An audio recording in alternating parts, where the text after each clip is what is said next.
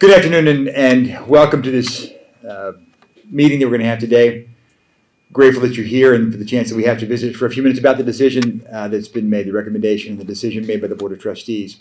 We are very excited from an athletics perspective, very excited about the opportunity to associate with the Colonial Athletic Association.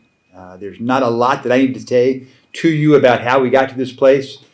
I'm happy to discuss why I feel like this is the right place for us from an academic and athletics perspective. As we began this process several months ago, our driving motivation was what's in the best interest of our student athletes and what's in the best interest of A&T generally. Combing through the data, looking at the available resources and having conversations with every constituent group that touches A&T athletics made it pretty clear that the opportunity to associate with the CAA was in the best interest of our student athletes and A&T generally. I'm very excited about what this will mean for our young men and young women as they begin to compete in this space, and look forward to the ancillary benefits it will inure to the university as we begin to associate with and compete against these institutions in the CAA across a wide number, not only of sports, but academic disciplines. We're grateful for this chance and opportunity. It's my pleasure now to introduce, as Brian suggested, the Commissioner of the CAA, Commissioner D'Antonio, for a few remarks. Joey.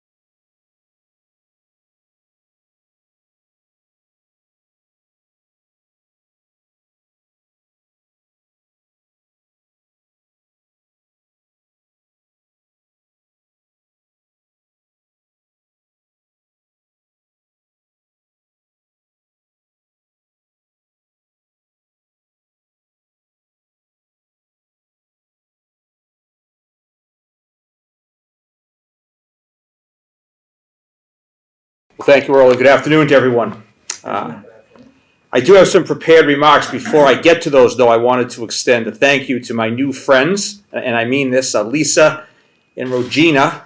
Many of you on campus might know them well. They work over at Aggie's Wings and Cafe, and I want to thank them sincerely for taking care of me at lunch a couple minutes ago. So special shout out to them. If you see them, please tell them I recognize them. I also want to let folks know that while I won't apologize for this, I grew up about 20 miles south of Boston. Some folks say I still have just a little bit of an accent. So if we drop a couple R's on the floor, please excuse me for that. Chancellor Martin, Earl, coaches, North Carolina A&T student athletes, members of the media, members of the North Carolina A&T community. It is truly a great day to be an Aggie.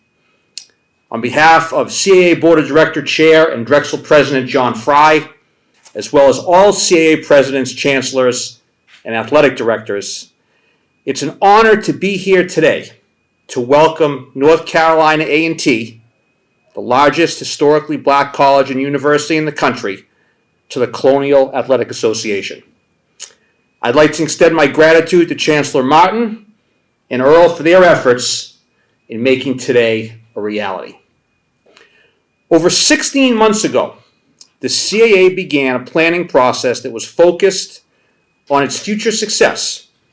Specifically, was its desire to find a more sustainable and competitive model for institutions that comprise its membership of the conference and position the CAA, hopefully ultimately, as one of the premier FCS conferences in the country.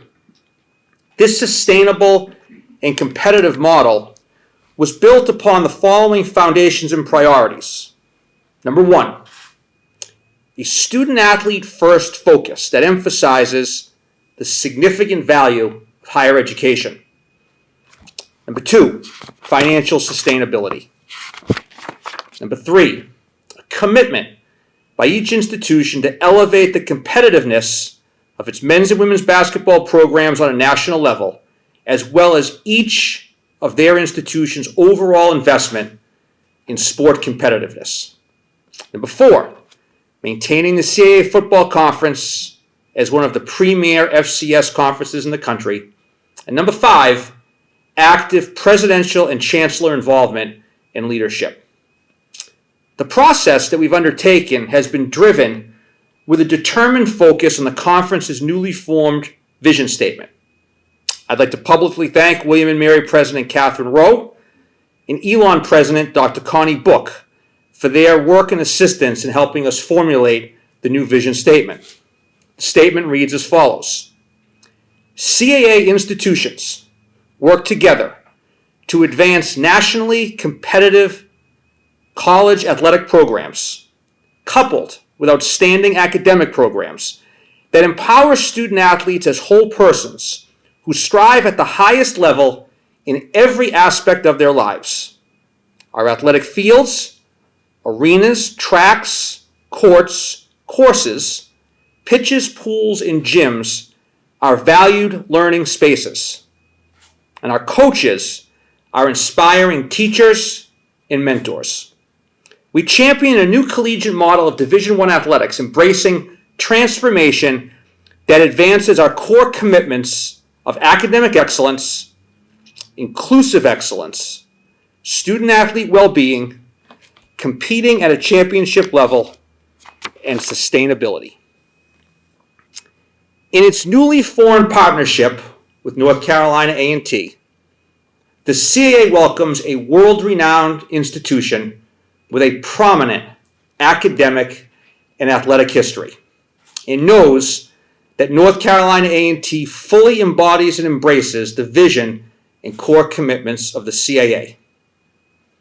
Today, the CAA and North Carolina A&T embark on a new beginning. Dr. Martin Luther King Jr. once said, "Faith is taking the first step, even when you don't see the whole staircase." Intercollegiate athletics, as we know it, is currently embroiled in a time of significant challenges and impending changes. As the winds of change continue to swirl, through its newly formed partnership, North Carolina A&T and the CAA have together not only taken the first step, but have taken a gigantic leap in properly positioning themselves for future success and longevity.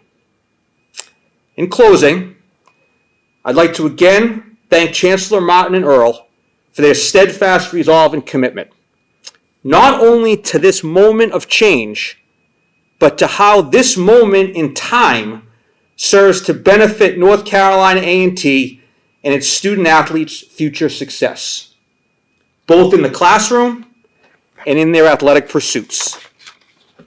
Chancellor Martin's initial strategic plan, A&T Preeminence 2020, Embracing Our Past, Creating Our Future, was refreshed in 2018 and appropriately titled A&T Preeminence, Taking the Momentum to 2023.